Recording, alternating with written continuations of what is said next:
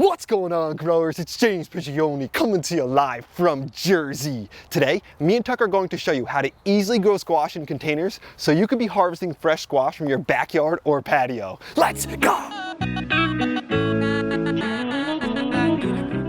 Here's the end goal right here. Fresh, organically grown squash in containers that we could just harvest and eat in our backyard or patio. So let's get into how anyone can grow squash like this. The first thing we need to do is decide which variety of squash we want to grow, whether it be a summer squash or a winter squash. At the end of the video, I'm gonna go more into detail about the kinds of squash, but first let's get into how to actually grow it. I'm gonna show you how I'm growing summer squash, my favorite variety. This is the Costado Romanesco. Now that we have our variety chosen, the next thing we need to do is work on our soil and container. For containers, I like using these 5-gallon buckets that you can get from Lowe's or Home Depot. Just make sure that the bucket you get is food safe. It's a food grade bucket. We want to make sure that we're actually growing food in only things that are food safe. When growing in containers, drainage is one of the most important aspects that we need to think of. So to make sure I get good drainage in my buckets, I like to drill a bunch of holes in the bottom of the bucket with a 1/2-inch drill bit. Now that we have our containers chosen, we can move over to soil. So when it comes to soil, squash are actually heavy feeders. So we want to make sure we have a soil that has a high level of nutrition, and we want a soil that drains well, but can also retain a good amount of moisture. So what you can do is either use a good quality potting mix, or you can do what I do and make your own soil. If you want to make your own soil like I do, I'll give you my basic mixture. It consists of 3 parts. So it's all broken down into 1/3 equal parts. The first part is either coco coir or peat moss. So I like to use coco coir better. I prefer it, and it does incredibly well for my plants.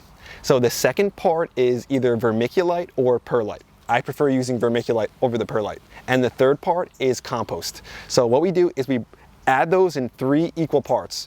1/3 compost, 1/3 vermiculite, and 1/3 coco coir. What I do is I dump all those onto a tarp, and then I just use that tarp to mix everything all together. Then I put all my soil into my pots. I am using mushroom compost as my compost component. And because this compost was used to grow mushrooms, it could be a little depleted in regards to nutrition. It doesn't really have that much nitrogen anymore because those mushrooms sucked out a lot of that nutrition. So to compensate for that, what I like to do is add about 1/2 cup of this Happy Frog organic all-purpose fertilizer.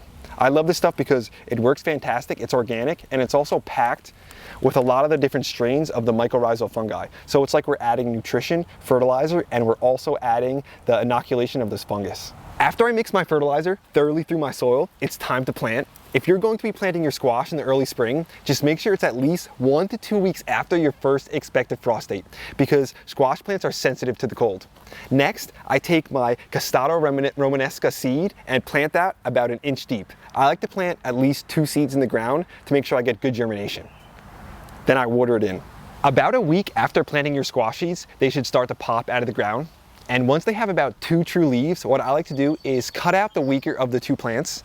Then I make some of my own mulch of diced leaves. I take this mulch, I put it around the base of the plants nice and thick to keep the soil nice and cool and also help to retain the moisture. At this point, your squash plants should be in cruise control. Just make sure that they have adequate moisture, but you don't want to overwater.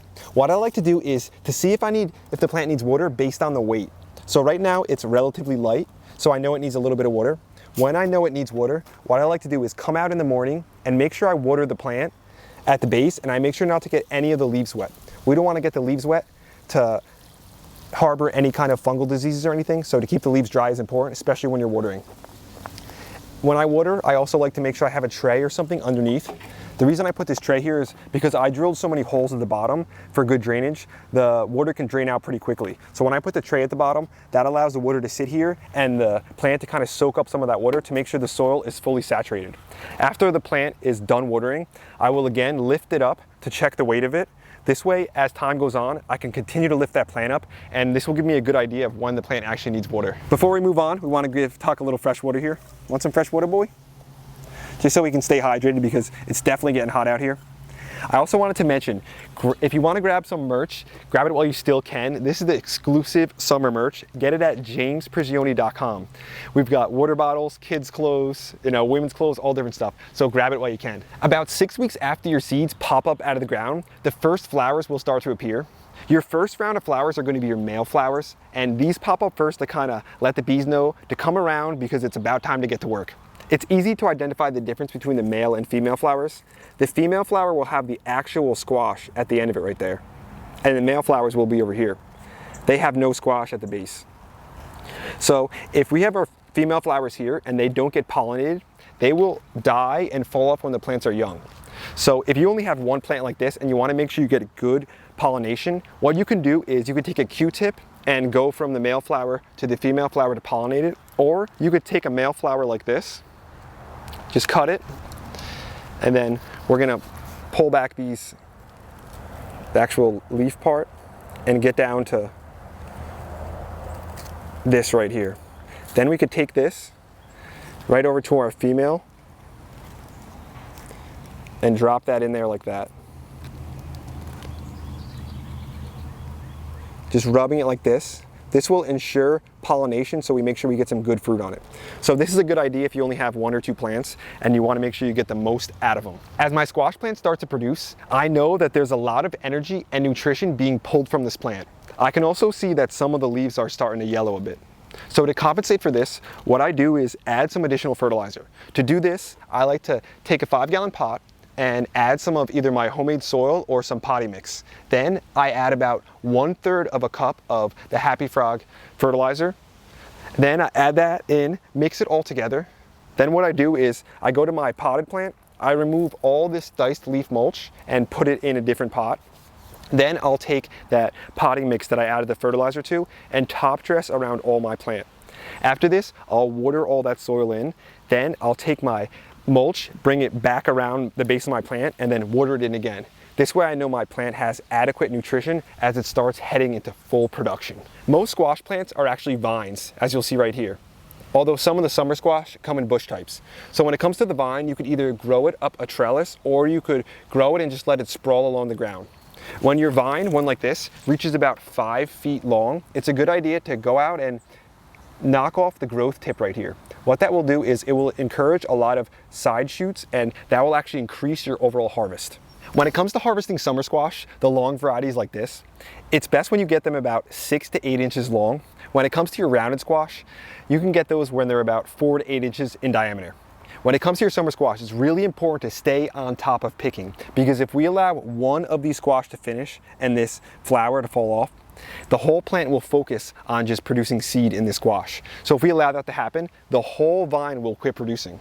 If we continue to harvest them, this thing will produce fruit up until the first frost. When it comes to your winter squash, things are a little bit different. So your winter squash won't be ready. Well, your winter squash, you don't want to harvest early. If you harvest them early, they'll be like watery and have no flavor. Your winter squash need to fully ripen on the vine before you harvest them. So it's a good idea to let like a first round of a light frost come. Then you could go out and check your winter squash. And if the shells on the outside are hard, they're probably ready to grab. Now, it's finally time to harvest our squash. We don't want to just crack the squash off the plant. We want to make sure we come out here with a nice set of pruners and cut the squash off so we don't damage the fruit in any way. This will allow the squash to not go bad and last a lot longer. If we cut this end here, it's going to dry off and it could make the squash, go bad a lot quicker. So when it comes to growing squash, there are 2 different types. You've got the summer squash, which are ready in the summer, and you've got the winter squash, which aren't ready till like in the fall, like in the autumn, time like that. So your summer squash are going to consist of your green and yellow zucchinis, your crookneck squash, all different ones like that. They only take about 60 to 70 days from seed to harvest. On the other hand, we have our winter squash. Our winter squash are going to consist of like our acorn squash, our butternut squash, our blue Hubbard squash. Those ones take about 75 to 120 days to harvest. And like I mentioned before, the winter squash need to ripen on the vine fully before you pick them, or they're not going to really have that kind of flavor. So whether or not you're growing winter squash or summer squash, how to grow it is relatively the same. One thing you might want to think about is, since the winter squash takes a lot longer than the summer squash, you may need to add an additional round of fertilizer just to make sure that those plants have adequate nutrition going to the final push in that production, so you can get the delicious squash fresh to eat. Me and Tuck are super happy with the beauty of this squash, pretty good uniformity, and to be able to grow it in a pot like this, I mean, it just is so fantastic because it means anyone can do it. So me and Tuck often say, just because you don't have a lot of space, that's not a good enough excuse to not to grow some of your own food. That's today's video, growers. Thanks for watching. I hope you enjoyed it. I hope you got something out of it. Even though it appears me and Tuck have like an incredible amount of space to grow food, we still can't help plant some things into pots because It's just so much fun to be able to grow food in places that you wouldn't even suspect. Or to be able to grow food in like one location and like, oh, it's super hot right here, let me move it to a shadier spot. So planting in pots, it's just a joy and it's a lot of fun to me. Plus, I think it's a little harder than growing in the ground, because when you're growing in pots, when you have to make your own soil and you have to, you know, plant the seed, and you just get to be literally, you know, a part of the whole entire process, from making the soil to planting the seed to guiding the growing along to harvesting. It's just it allows you to like encompass the whole thing. So I think a lot of container gardeners are great gardeners. And if you're a new gardener starting in a container, you're just going to be so good when you get the opportunity to either move into a raised bed or to move into the ground. So I think this will really hone your skills before you get the chance to plant in a, you know, in a bigger area. You'll notice one thing in this video, which is kind of sad to say. Tuck was not in it that much. It's a hot day out here. So this guy's kind of been chilling in the shade, doing his own thing. So we're thankful for him being out here, even always being in the videos and just being an encouragement to all of us. If you love seeing Tuck in the videos, do not forget to spam hearts down in the comments for the leader, the boss, the king, Tuck himself. In the flesh, can't be stopped. You can see by his demeanor, he's just a little tired today. He's been drinking some water, but he's not as amped up as he usually is. So make sure you throw some hearts in there just to get this guy feeling a little better. One thing I want to mention before I let you go is to grab some of the merch at jamesprigioni.com. We also have those kneelers on there too. So the kneelers are a limited time thing. There's not many of them left. So if you want to grab a kneeler, make sure you get one before they're all gone. Here he comes, this guy. Now he wants to be in the shots more. What a beast he is.